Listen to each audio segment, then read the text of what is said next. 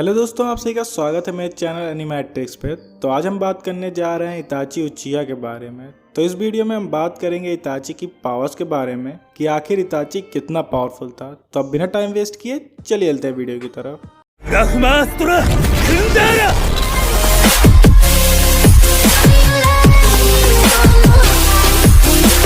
तो इताची की पावर्स का अंदाज़ा लगाने के लिए सबसे पहले हम जिन सोर्सेस का इस्तेमाल करेंगे वो है इताची की लाइट नॉवेल्स का, क्योंकि आप लोगों में से बहुतों ने इताची की लाइट नॉवेल्स नहीं पढ़ी होंगी और इनसे आपको अंदाज़ा लग जाएगा कि इताची कितना टैलेंटेड और पावरफुल था अपने बचपन से ही। तो दोनों नॉवेल में से हम ज़्यादा फोकस्ड फर्स्ट नॉवेल पे करेंगे, क्योंकि सेकेंड नॉवेल इताची की लाइफ का वो पार्ट कवर करती है जिसमें वो आनवू में इंटर होता है और उचिया क्लैन को डिस्ट्रॉय करता है, जिसके बारे में हमें काफ़ी हद तक पता है। जबकि फर्स्ट नॉवेल इताची के अर्ली चाइल्डहुड को कवर करती है, जिसमें हमें इताची के लाइफ का वो पार्ट देखने को मिलता है जिसमें वो निंजा एकेडमी में एंट्री लेता है, गेनिन बनता है और च्यूनिन एग्जाम देता है और भी बहुत कुछ। तो स्टार्ट करते हैं इताची की फर्स्ट नॉवेल के पेज नंबर 28 से, जिसमें नाइन टेल विलेज पर अटैक कर रहा होता है और इताची अपनी मदर मिकोटो और अपने छोटे भाई सास्के के साथ होता है। सभी लोगों की तरह ये लोग भी नाइन टेल के अटैक की वजह से डरे हुए होते हैं कि तभी वहाँ आसमान से अचानक एक बड़ा सा पत्थर का टुकड़ा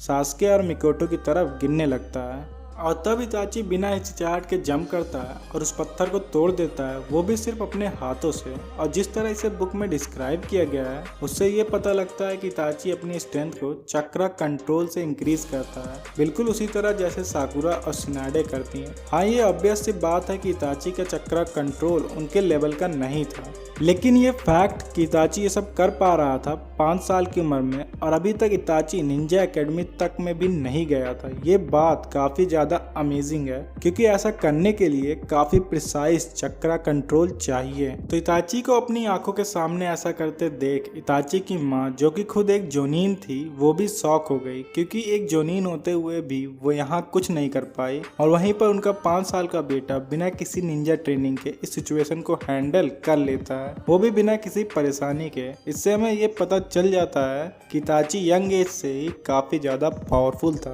तो आगे अगर हम बात करें लाइट नॉवेल के पेज नंबर 38 की, तो हमें पता लगता है कि 6 साल का इताची अपने एकेडमी के फर्स्ट डे पर ही सबके होश उड़ा देता है ट्रेनिंग एक्सरसाइज में अपनी परफॉर्मेंस से। तो उस ट्रेनिंग एक्सरसाइज में स्टूडेंट को स्कूल यार्ड का चक्कर लगा के 20 टारगेट को कुनाई से हिट करना था और ये देखना था कि वो ये कितनी तेजी से कर सकते हैं। तो ज़्यादातर स्टूडेंट को ये करने में 5 मिनट का टाइम लगता है, लेकिन इताची ये सब सिर्फ 30 सेकंड में कर देता है। और इतनी अमेजिंग परफॉर्मेंस के बाद भी इताची को खुद पे गुस्सा आ रहा होता है, क्योंकि वो इससे अच्छा परफॉर्म कर सकता था। यहाँ तक कि इताची के टीचर भी इताची की परफॉर्मेंस देख के इतने शॉक्ड होते हैं कि वो नेक्स्ट स्टूडेंट का नाम बुलाना ही भूल जाते हैं। और ऐसी चीज़ें कंटिन्यू होती रहती हैं जब तक इताची एकेडमी में होता है। तो पेज नंबर 45 पे हमें पता लगता है कि अपनी क्लासेस के स्टार्ट होने के सिर्फ 4 महीने बाद ही इताची ग्रेजुएशन एग्ज़ाम देता है और उसमें पास भी हो जाता है और उसे ग्रेजुएट कर दिया जाता है। तो बुक में आगे हमें पता लगता है कि इताची गेनिन बनने के बाद जब ओबिटो से मिलता है पेज नंबर 81 पर,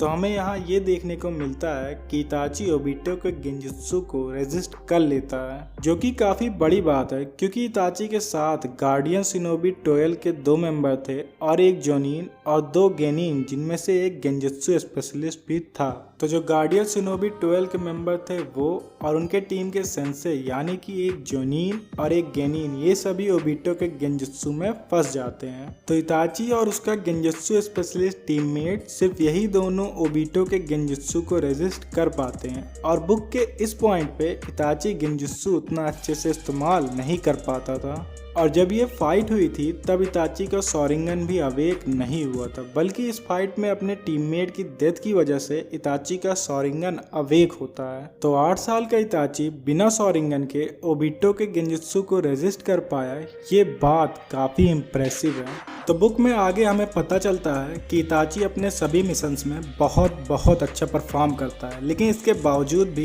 इताची के सेंसे उसे च्यूनिन एग्जाम के लिए रिकमेंड नहीं करते हैं। इसका रीजन ये था कि वो इताची की एबिलिटीज को लेकर कॉन्फिडेंट थे, लेकिन उनके बाकी के 2 टीममेट्स की एबिलिटीज को लेकर नहीं। तो इस सिचुएशन में डांजो पर्सनली रिक्वेस्ट करता है कि 9 साल के इताची को अकेले च्यूनिन एग्जाम देने दिया जाए। तो इताची के फादर फुगाकू इस बात के लिए मान जाते हैं। तो इताची अकेले च्यूनिन एग्जाम देता है और च्यूनिन एग्जाम में अब तक का 2nd हाईएस्ट स्कोर करता है मिनाटो के बाद। लेकिन ये बात नोट करने वाली है कि फॉरेस्ट ऑफ डेथ में जो प्रीवियस रिकॉर्ड था वो एक ऐसी टीम ने सेट किया था जिसमें 3 मेंबर्स थे, और वहीं पर इताची जो कि 9 साल का था अकेले च्यूनिन एग्जाम में इंटर हुआ था और उसके सभी एनिमीज भी 3 मेंबर टीम थी। इसके बावजूद भी इताची ने अब तक का 2nd हाईएस्ट स्कोर सेट किया, जो कि बहुत इम्प्रेसिव बात है। तो फॉरेस्ट ऑफ डेथ को क्लियर करने के बाद इताची च्यूनिन एग्जाम टूर्नामेंट के फर्स्ट राउंड में इतना अच्छा परफॉर्म करता है कि उसे बाकी के राउंड को स्किप करके तुरंत च्यूनिन बना दिया जाता है, जो कि काफी अनबिलीवेबल लगता है, लेकिन ऐसा किया गया था। तो बुक में आगे हमें पता लगता है कि च्यूनिन बनने के सिर्फ 5 महीने बाद ही इताची की अमेजिंग परफॉर्मेंस की वजह से उसे आनबू ब्लैक ऑप्स के मेंबर में प्रमोट कर दिया जाता है, जो कि अगेन काफी इम्प्रेसिव है। तो कुछ और चीजें जो कि इताची अकम्प्लिश करता है इस बुक में वो है कि इताची को उचिया क्लैन के एक्सटर्मिनेशन के लिए चुना जाता है और इताची उरोचिमारू को ओवर पावर्ड कर देता है जब उरोचिमारू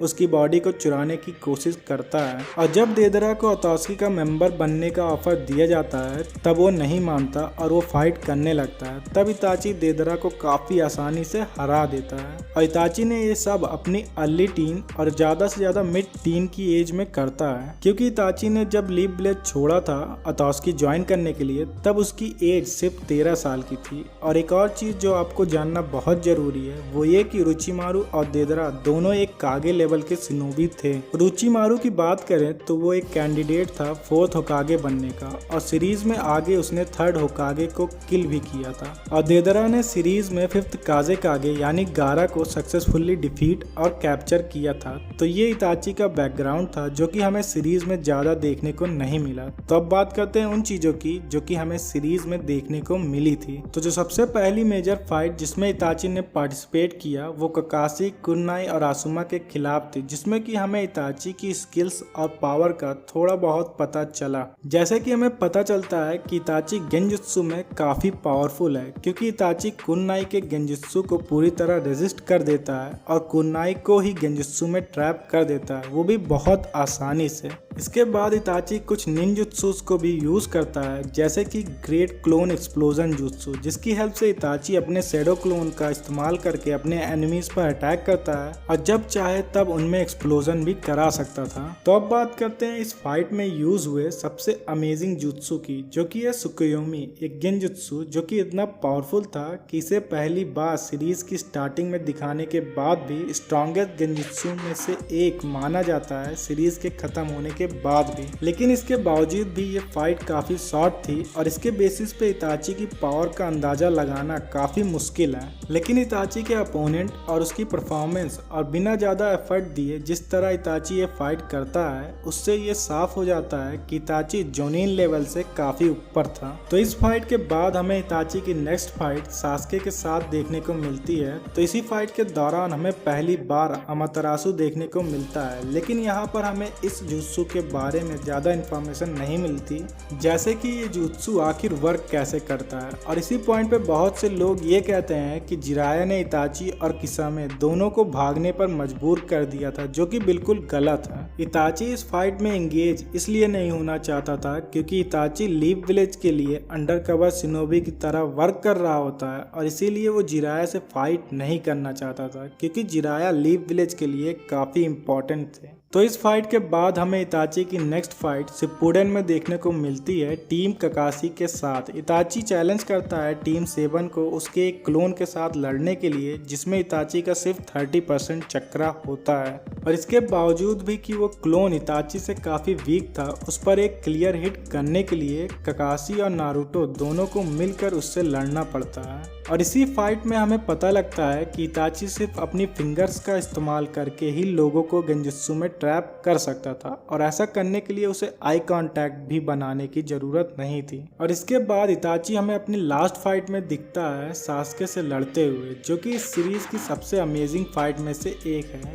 तो जैसा कि आप लोगों को पता ही होगा कि इस फाइट के दौरान इताची लगभग ब्लाइंड था और अपनी सिकनेस की वजह से मरने वाला भी होता है, लेकिन ओबिटो हमें बताता है कि इसके बावजूद भी इताची आसानी से सास्के को मार सकता था, वो भी बिना किसी परेशानी के। तो आगे इस फाइट में हमें पहली बार इताची का सुसानो देखने को मिलता है और हमें पता लगता है कि इताची के सुसानो के पास याटा मिरर होता है, जो कि सभी टाइप के फिजिकल अटैक को रिफ्लेक्ट कर सकता था, और उसके पास टोस्का ब्लेड भी होता है जो कि किसी भी चीज को सील कर सकता था। तो अब बात करते हैं फोर्थ ग्रेट निंजा वॉर की, जब काबुटो इताची को रिवाइव करता है और हमें इताची और नारुतो की फाइट देखने को मिलती है। तो इस फाइट में नारुतो क्यूबी चक्रा मोड में होता है और इसके बावजूद भी इताची उसके साथ बिना किसी परेशानी के हैंड टू हैंड कॉम्बैट करता है, जो कि बहुत बड़ी बात है, क्योंकि इस फाइट से पहले हमें पता चल चुका था कि नारुतो का ये फॉर्म राकागे से भी फास्ट था। तो इस फाइट में आगे जब इताची नारुतो और बी के साथ हो जाता है,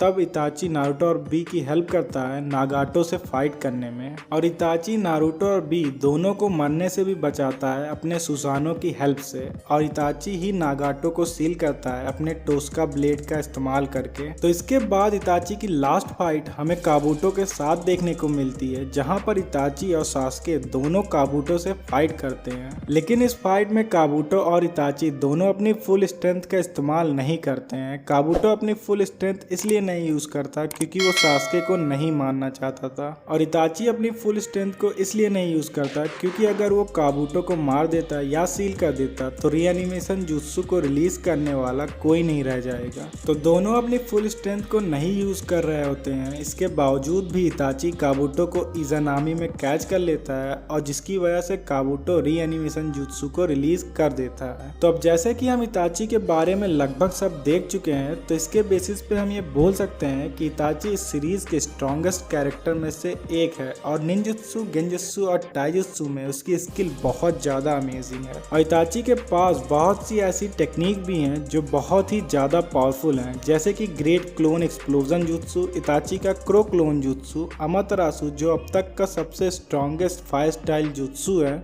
और इताची का सुसानो जिसके पास याटा मिरर और टोस्का ब्लेड है। इसके अलावा अगर हम बात करें इताची के गेंजुत्सु के बारे में, तो इताची लोगों को सिर्फ अपनी फिंगर से गेंजुत्सु में ट्रैप कर सकता था, और इताची की demonic illusion cycling stack technique जो कि एक गेंजुत्सु है जिसमें इताची अपने टारगेट को एक इल्यूजनरी वर्ल्ड में ट्रैप कर लेता है जिसे कि वो खुद कंट्रोल करता है, और इसके बाद वो आयरन स्टैक्स का यूज करके अपने टारगेट की मूवमेंट्स को रोक देता है, और फिर इताची उन्हें टॉर्चर करता है आयरन स्पाइक्स का यूज करके। तो इताची का ये गेंजुत्सु इतना पावरफुल होता है कि सिर्फ एक इल्यूजन होने के बावजूद भी टारगेट की बॉडी सच में उस पेन को एक्सपीरियंस करती है जो कि इस गेंजुत्सु वर्ल्ड में होता है। और आखिर में इताची का सबसे फेमस गेंजुत्सु जो कि सुकुयोमी है, तो मैं आपको सुकुयोमी के बारे में कुछ बातें बताना चाहूंगा जिससे कि आपको सुकुयोमी कितना पावरफुल है इसका अंदाजा लग जाएगा। तो इताची की सेकेंड नोवेल मिडनाइट में जब इताची इजुमी को मारने के लिए जाता है, तब इताची सुकुयोमी का यूज करता है, और सिर्फ एक सेकंड के कुछ हिस्से में वो इजुमी को एक गेंजुत्सु वर्ल्ड में डालता है जिसमें इजुमी 70 इयर्स तक इताची की वाइफ की तरह जीती है।